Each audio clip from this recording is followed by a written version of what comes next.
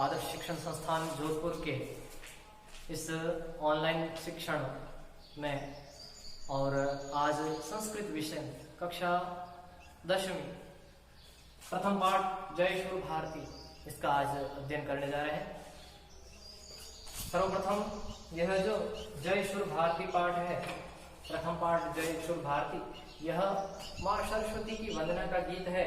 तो सर्वप्रथम हम माँ सरस्वती की वंदना एक बार गीत के रूप में लयबद्ध तरीके से गा रहे हैं। आप इसका शुद्ध उच्चारण करते हुए और एक बार इसको लयबद्ध तरीके से अच्छा गाएं। मैं एक बार आगे गा रहा हूं, आप प्रयास करें ऐसा गा सकें। जय जय हे भगवती शुर भारती, तव चरणौ प्रणमामः। नाद ब्रह्ममयि जय वागीश्वरी, शरणं ते गच्छामः। त्वमसि शरण्या त्रिभुवनधन्या, सुरमुनिवन्दित चरणा। नवरस मधुरा कविता मुखरा, स्मित रुचि रुचिराभरणा। जय जय हे भगवती शुर भारती, तव चरणौ प्रणमामः। आसीना भव मानस हंसे, कुंद तुहिन शशि धवले। हर जड़तां कुरु बोधि विकासं, सित पंकज तनु विमले। जय जय हे भगवती शुर भारती, तव चरणौ प्रणमामः। ललित कलामयि ज्ञान विभामयि, वीणा पुस्तक धारिणी। मतिरास्तान्नो तव पद कमले, ऐकुंठा विषहारिणी। जय जय हे भगवती शुर भारती, तव चरणौ प्रणमामः। इस प्रकार एक बार हम इस पाठ का अच्छे से गायन करें, माँ सरस्वती का अच्छे से स्मरण करें, लयबद्ध तरीके से इस वंदना को गाएं। तो इस पाठ परिचय में, जय शुर भारती के पाठ परिचय में सर्वप्रथम वाणी वंदना गीत ही इयम। तो इयम गीत ही वाणी वंदना, यह गीत, इयम यानी यह, गीत यानी गीत, वाणी यानी माँ सरस्वती की वंदना का गीत है। सरला सरसा च सरस्वती वंदना गीत ही इयम। गीत ही धन इयम बराबर गीतिरियम, यहाँ रुक्त विसर्ग संधि का प्रयोग किया गया है। आगे है कवि पुंगवेन, यानी कवियों में श्रेष्ठ डॉक्टर हरिराम आचार्य के द्वारा विरचिता वर्तते, यानी रचित है। तो सरल और रस से परिपूर्ण, सरस यानी रस से परिपूर्ण, सरल और रस से परिपूर्ण या सरस सरस्वती वंदना का यह गीत, यम गीत यानी यह गीत, कवि पुंगवेन यानी कवियों में श्रेष्ठ डॉक्टर हरिराम आचार्य विरचिता वर्तते, डॉक्टर हरिराम आचार्य के द्वारा रचा हुआ है। षड्षष्ट्याधिक 19 तमे ईस्वीय वर्षे रचिता, यानी 1966, षड्षष्टि यानी होता 66, षड्षष्ट्याधिक यानी 66 अधिक और 19 यानी 19 शतम, 19 शतम यानी 1900। तो 1966वें ईस्वी वर्ष में रचिता यानी रचा हुआ वसंत बहार रागेण उपनिबद्धः, वसंत बहार राग में निबद्ध मधुछंदा इत्याख्य ग्रंथे संकलिता। मधुछंदा इस ग्रंथ से संकलित लोके बहुश्रुता, संसार में, लोके संसार में बहुत बार, कई बार सुना हुआ, इयम गीत ही, और यह गीत वस्तुतः संसार में कई बार सुना हुआ यह गीत वस्तुतः यानी लगभग कवे आद्य गीति रचना आशित, कवि की, कवे यानी कवि की षष्ठी विभक्ति का प्रयोग किया गया है। कवि की आद्या यानी मतलब प्रारंभिक, कवि की प्रारंभिक गीति रचना आशित यानी गीत रचना थी, प्रारंभिक गीत रचना थी।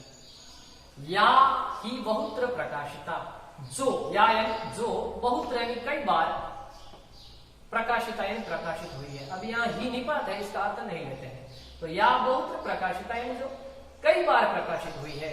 आकाशवाणी दूरदर्शनाभ्याम च चिरम प्रसारिता प्रचारिता च, और आकाशवाणी और दूरदर्शन, आकाशवाणी दूरदर्शनाभ्याम ज आया हुआ है तो इसको बीच में अर्थ में लेंगे और, आकाशवाणी और दूरदर्शन पर भी या पर चिरम यानी लंबे समय से प्रसारिता प्रचारिता च, प्रसारित और प्रचारित हुई है।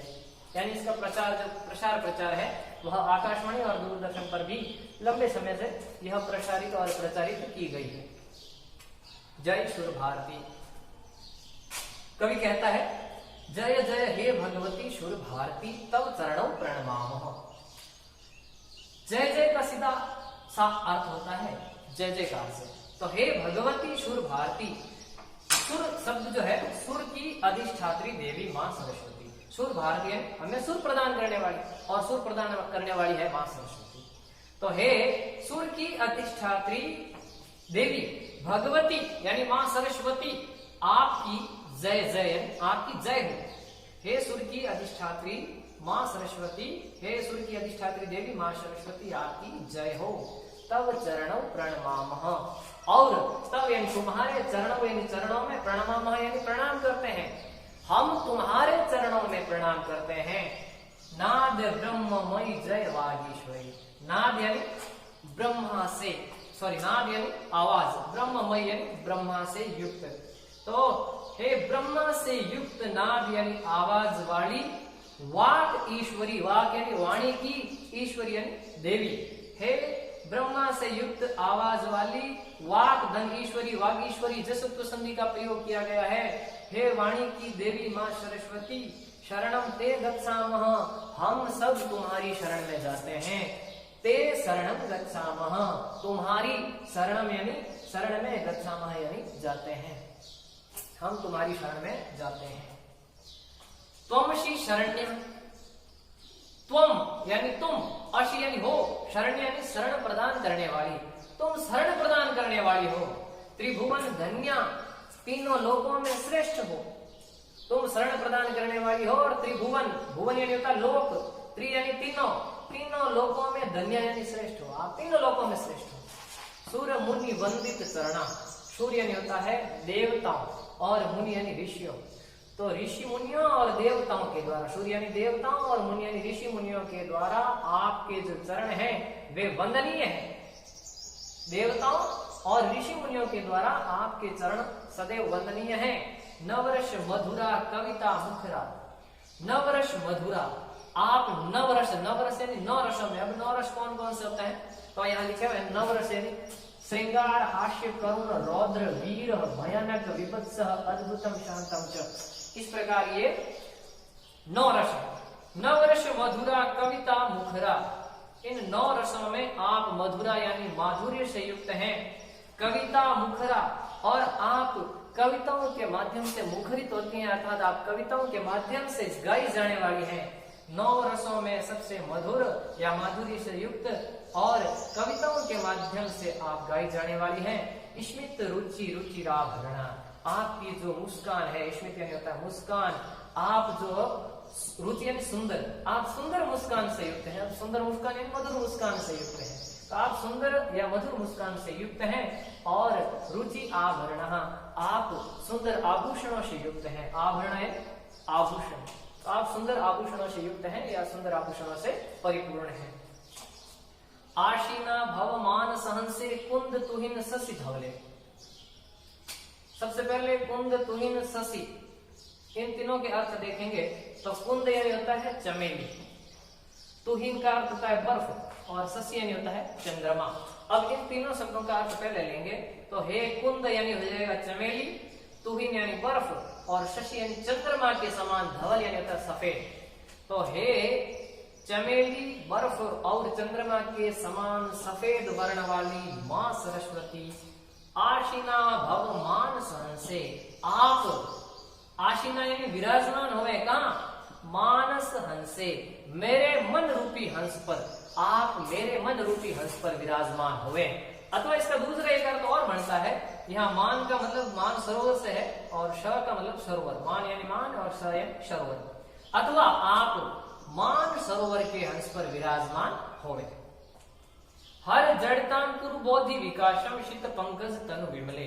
फिर मां सरस्वती के विशेषण शब्दों का प्रयोग करते हुए शीत पंकज यानी सफेद, पंकज का मतलब होता है कमल, सफेद कमल के समान, विमल यानी स्वच्छ, तनु यानी शरीर वाली, हे सफेद कमल के समान निर्मल स्वच्छ तनु यानी शरीर वाली मां सरस्वती, हर जड़ताम कुरु बोधि विकासम, हमारी जड़ता यानी हमारी अज्ञानता को दूर करो, हर यानी दूर करो, हमारी अज्ञानता को दूर करो, गुरु यानी करो, यहाँ आज्ञार्थक काल है, लोट लगा का प्रयोग किया गया है। हर जड़ता कुरु, आप हमारी जड़ता को, हमारी अज्ञानता को दूर करो, बोधि विकासम कुरु, और हमारी बुद्धि का विकास करो, बोधि यानी बुद्धि, हमारी बुद्धि का विकास करो।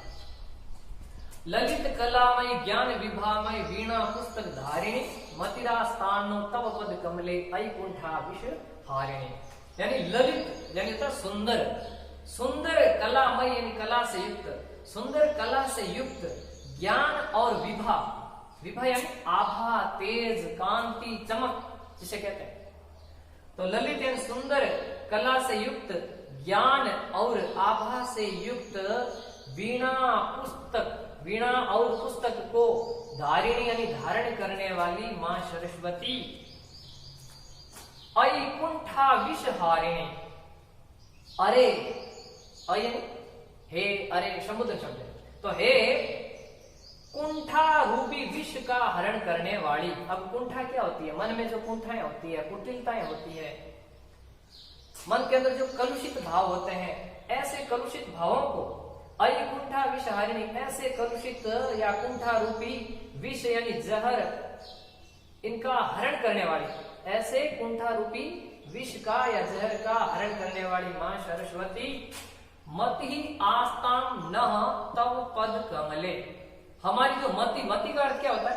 मति यानी बुद्धि, और नः यहां मैंने इसके टुकड़े कर दिए, मति रास्तानु, मति रास्तानु, इसका संधि विच्छेद करेंगे तो मति धन आस्तान धन नः, मति धन आस्तान। यहाँ पर ऋतु विसर्ग संधि का प्रयोग हुआ है, जो विसर्ग है वह र में बदल गया है, इसलिए ऋतु विसर्ग संधि। और यहाँ आस्ताम धन न है, यहाँ पर परस्वरण शब्द संधि का प्रयोग किया गया है, परस्वरण, क्योंकि इसमें धन चिन्ह से पहले म है, पदांत म है, और उसके बाद में जो पंचम वर्ण जो भी इसका न आया है, तो इस न का जो पंचम वर्ण होता है, न है तो न का न ही रहेगा, आस्तान न, इस प्रकार शब्द बन गए है, परस्वरण है पंचम वर्ण का प्रयोग। तो मतिरा स्थानो तव पद कमले, हमारी जो मति यानी हमारी जो बुद्धि है वह तव यानी तुम्हारे, पद कमले, पद यानी होता है चरण और कमल यानी कमल, तो आपके जो कमल रूपी चरण है, हमारी जो बुद्धि है वह तव यानी तुम्हारे कमल रूपी चरणों में आस्था में लगी रहे। हमारी जो बुद्धि है वह तव यानी तुम्हारे पद कमले यानी कमल रूपी चरणों में आस्था में सदैव लगी रहे। अंतिम पंक्ति का अर्थ एक बार फिर देख लेते हैं। हे कुंठा रूपी विष का हरण करने वाली मां सरस्वती, हमारी बुद्धि तव पद कमले यानी तुम्हारे कमल रूपी चरणों में सदैव लगी रहे।